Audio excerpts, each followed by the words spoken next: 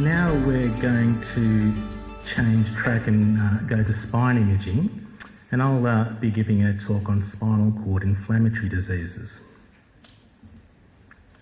So spinal cord inflammation is known as transverse myelitis, and I'll be referring to this term in this talk.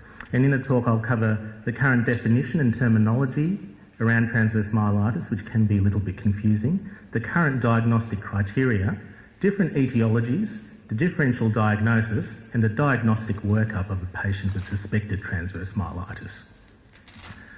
So to begin the presentation, I will commence by presenting this case of a 16-year-old male presenting with paraparesis developing over 6 to 12 hours. And on these sagittal T2-weighted images, we can see longitudinally extensive cord signal abnormality within the mid and lower thoracic cord, which is predominantly central in location.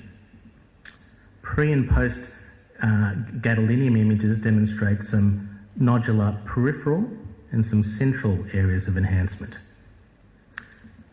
A lumbar puncture was performed which showed lymphocytosis, but no oligoclonal bands or raised immunoglobulins. The patient had a grumbling clinical course, but 18 days later presented with exacerbation of his paraparesis, and imaging at this time demonstrated that the signal abnormality extended into the thoracic and lower, the upper thoracic and lower cervical spine. So what are the clinical issues regarding the case? So firstly, what's the likely diagnosis? And given my talks on transverse myelitis, it's a fair chance that this is a case of transverse myelitis. So with that in mind, what are the diagnostic criteria for transverse myelitis, and are these fulfilled? And how does the exacerbation of the symptoms impact on the diagnosis? So transverse myelitis is a confusing entity. There's variable terminology in the literature. The presentation of these patients is with a transverse myelopathy, that is a syndrome characterised by bilateral symptoms referable to the spinal cord. And there is a fairly long list of transverse myelopathy: cord compression, ischemia, be it arterial or venous, as in the dural AV fistula, radiation myelopathy, idiopathic transverse myelitis, and transverse myelitis associated with demyelination, connective tissue disease, or infectious causes. So the definition of acute transverse myelitis is a focal inflammatory disorder of the spinal cord resulting in motor, sensory and autonomic dysfunction. The key feature here is the inflammatory nature of the condition. So if we go back to that initial list that I presented, it's really these last four entities in blue: idiopathic transverse myelitis, and that associated with demyelination, connective tissue disease and infectious causes that fulfil the inflammatory requirement of the definition. Transverse myelitis is rare. There's only 1 to 4 new cases per million population per year. There are bimodal peaks in the 2nd and 4th decades of life, and there is no sex or familial predilection. The superior border of sensory loss is usually the thoracic cord, but paediatric cases are said to have higher rates of cervical involvement. At maximum clinical severity, most patients will have numbness, paresthesias and band-like dysesthesias. About half of them will have paraparesis, and almost all will have bladder dysfunction. The optimal treatment depends on the cause, but generally involves immunomodulatory treatments including steroids, immunoglobulins or plasmapheresis. It's important to note that there's no clearly established medical treatment for idiopathic transverse myelitis.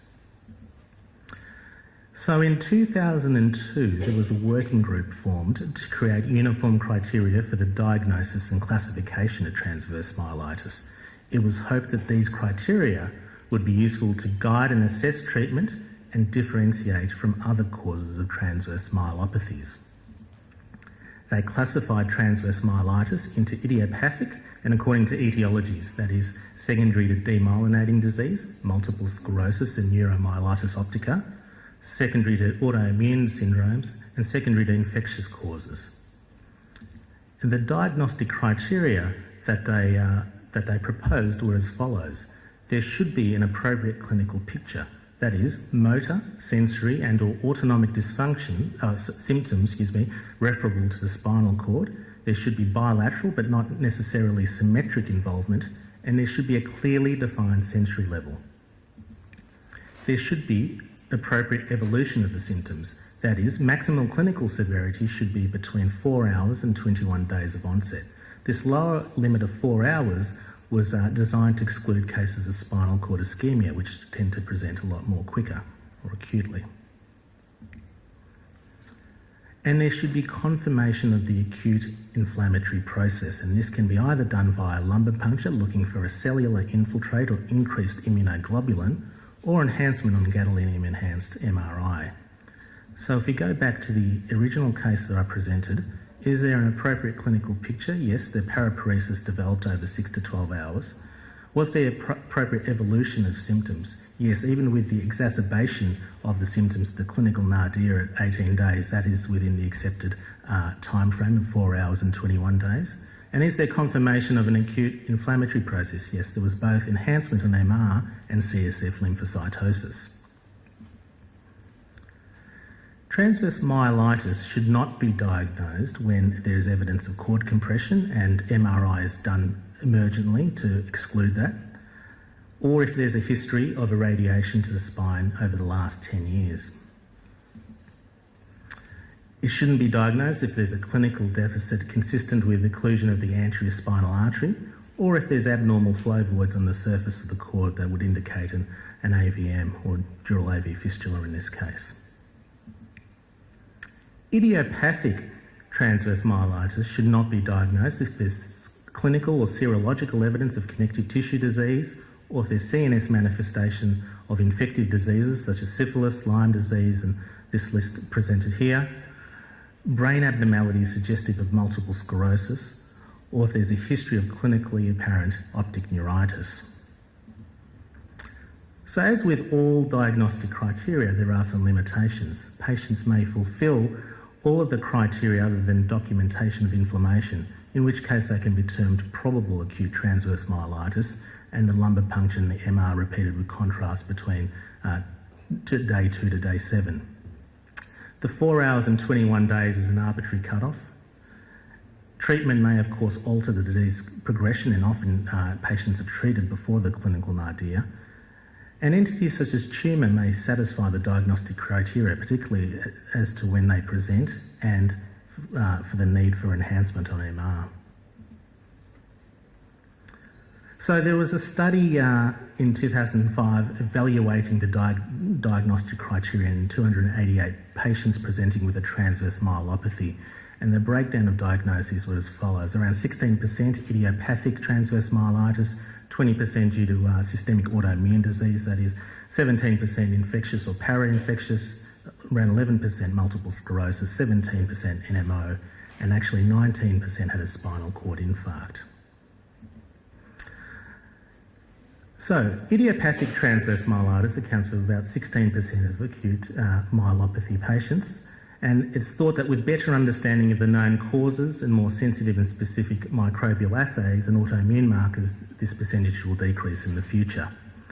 On imaging, it is characterised by T2 hyperintense cord lesions, which are classically central and classically longitudinally extensive, that is extending for more than 2 segments. There is, it's described that there's a preference for the thoracic cord, although there are at least 2 other large studies that have shown a cervical predominance. There is cord expansion in about a half, enhancement in 37 to 74% depending on which series you look at, but it's said to be more frequent in the subacute stage. And there is a variable pattern of enhancement, moderate diffuse, poorly defined, peripheral and nodular enhancement, as we saw in the case I presented. Advanced imaging, diffusion tensor imaging has been shown to be more sensitive than T2 weighted imaging in terms of lesion detection. It demonstrates reduced fractional anisotropy, FA, within the lesion. In 80% of patients, there were additional DTI lesions detected, and in about 42% of the patients, the DTI evident but T2 occult lesion better correlated with the patient's symptoms. Furthermore, the degree of FA, fractional anisotropy reduction in the lesion and in the normal cord adjacent to the lesion correlated with a worse outcome. The prognosis is roughly distributed into thirds. A third of patients recover with little or no disability, a third have moderate disability, and a third are left severely disabled. Poor prognostic factors have been described as rapid progression, back pain and spinal shock, absent central conduction on evoked potential testing, and the presence of 1433 and interleukin 6 in the CSF. Although not strictly part of the diagnostic criteria, the morphology of the cord lesion can be useful in determining the etiology and prognosis. Longitudinally extensive transverse myelitis extends to 3 or more segments, is central and takes up most of the cross-sectional area of the cord, compared to acute partial myelitis, which is more focal. It's less than 2 cord segments. It's asymmetric and eccentric in nature. There is generally a worse prognosis in longitudinally extensive disease.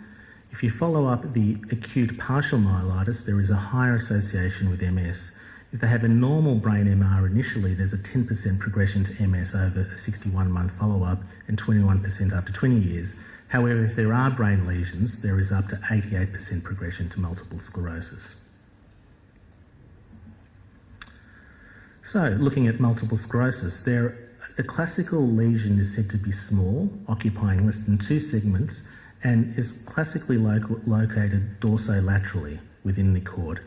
They enhance acutely and become T1 hypointense in chronic disease.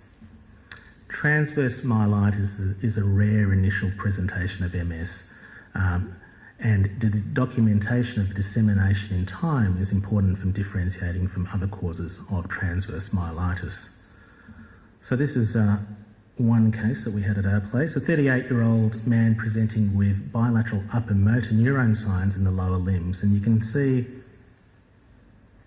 here maybe that there's some patchy cord signal abnormality in the cervical spine, but a swollen lesion here in the upper thoracic cord, as well as some patchy signal throughout his thoracic cord. These were the lesions in his cervical cord, fairly lateral and focal.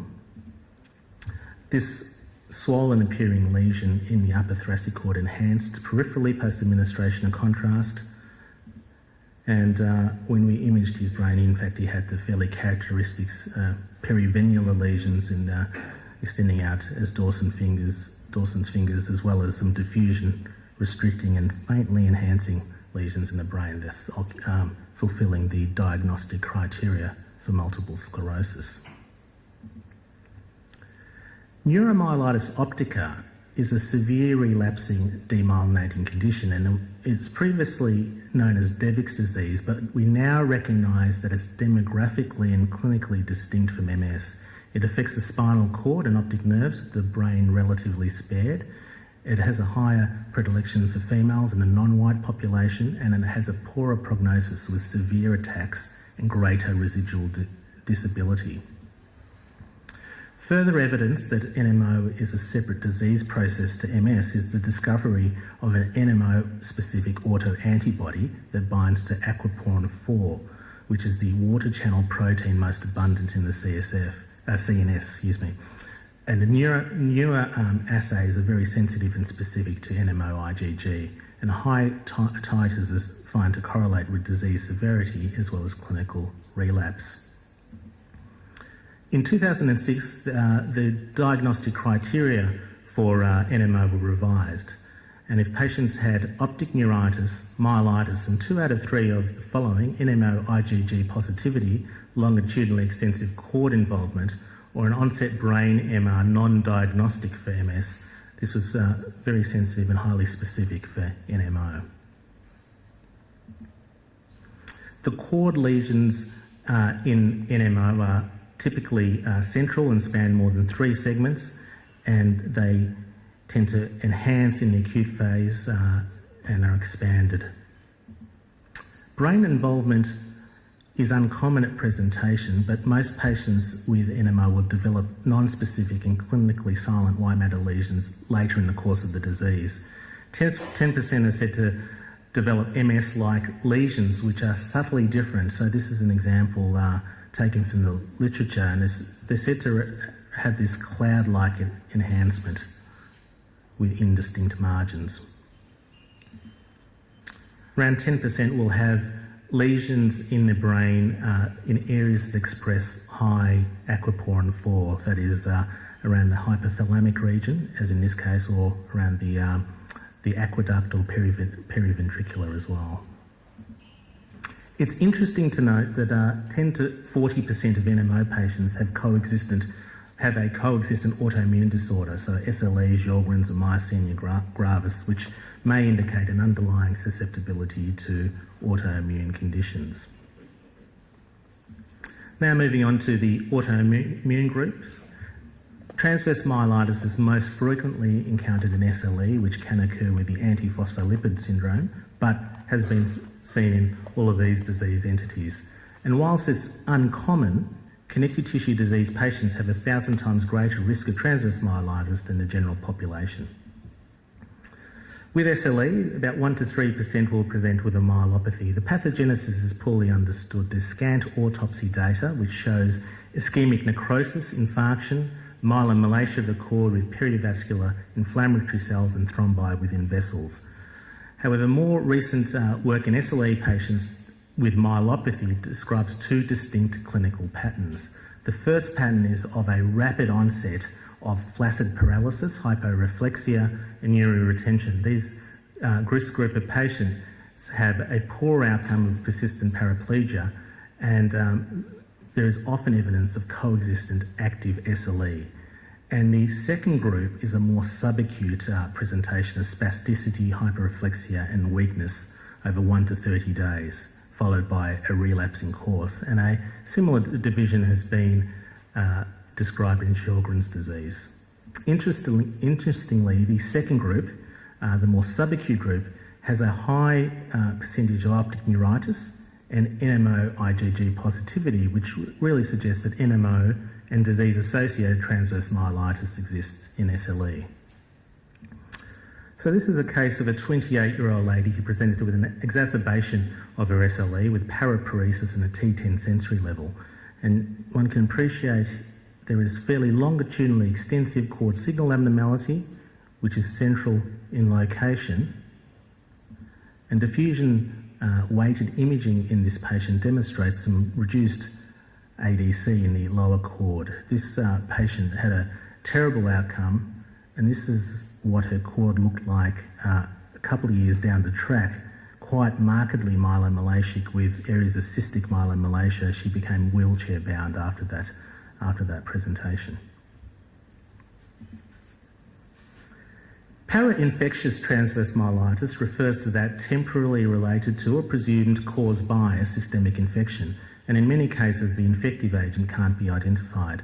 A number of more common etiologies are listed as follows: herpes viruses, HSV, varicella zoster, CMV, picornaviruses, polio and enterovirus, flaviviruses such as West Nile or Japanese encephalitis, and HIV. It can be difficult to differentiate direct cord infection from immune-related myelitis occurring in the convalescent phase.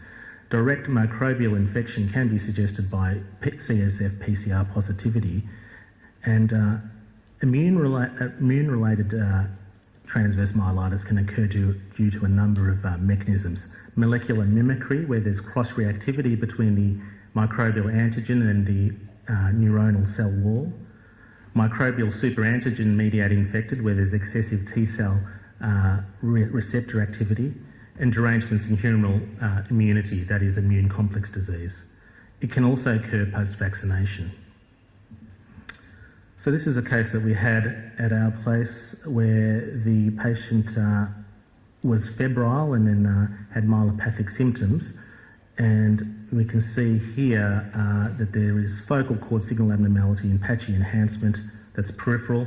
We didn't actually know the viral infection, but it was presumed to be related to a viral infection, and the patient recovered fairly well with the resolution of the cord signal abnormality after a few months. This was an interesting case that we had at our place where a patient had clinical signs of zoster in the right lower neck and became myelopathic, and imaging the cord actually demonstrated nodular enhancement at the nerve root level corresponding to the clinical rash, as well as longitudinal extensive signal change, T2 signal change compatible with zoster myelitis. This is an example of a patient presenting with flaccid paralysis and had evidence of flavivirus infection, and this actually picked off the anterior horn cells as well as caused peripheral pontine hyperintensity. And this is some grotty imaging in a patient who had had a swine flu vax and then presented 2 weeks later with proximal weakness in his limbs and urinary retention. You can kind of make out that this patchy cord signal abnormality compatible with a transverse myelitis. And imaging of the brain demonstrated that the changes went up into the lower brainstem, so the dorsolateral medulla and then dorsolateral pontine area. So, important differential diagnosis to consider in patients presenting with a transverse myelopathy. Cord ischemia, as I mentioned, tends to present a bit more acutely, and there's only T2 signal abnormality in roughly about half of the patients, and this can be fairly varied. This is one pattern of ischemia, which is a so-called snake eyes appearance, where it's picked out the anterior horn cells, and this is another case here where there's more longitudinally extensive cord signal abnormality that corresponds to the central grey matter. Vascular malformations typically cause a subacute stepwise deterioration, but can present with a myelopathy, and this is a fairly typical case of a dural AV fistula with the flow voids along the cord surface as well as longitudinally extensive cord signal abnormality. We have been trying to do a bit of time-resolved MR angiography in these cases with variable success. I think if you squint you can see some abnormal vessels there, but this was subsequently confirmed with catheter angiography.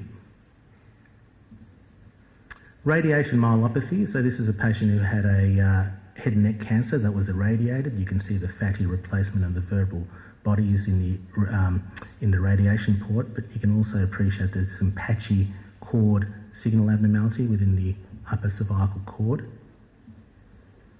And vitamin B12 or copper deficiency, which has a very characteristic appearance of T2 hyperintensity within the dorsal columns. So, in closing, I will suggest a diagnostic approach to patients presenting with a transverse myelopathy. So, as with all entities, history and clinical findings are important. How quick were the onset of symptoms? If they were acute in less than 4 hours, that may suggest a vascular cause. If it was more subacute presentation, transverse myelitis is in the mix. Or is there a progressive and stepwise deterioration, in which case you'd consider a spinal vascular cause or maybe a tumour? Is there a history of any of the potential causes of transverse myelitis, demyelination, autoimmune disease, or recent infection or vaccination? An MR of the cord is generally performed emergently to exclude cord compression, and in patients who have a contraindication, a CT myelogram may suffice. The MR of the cord can also document enhancement, can diagnose potential other causes of myelopathy and the pattern of cord involvement.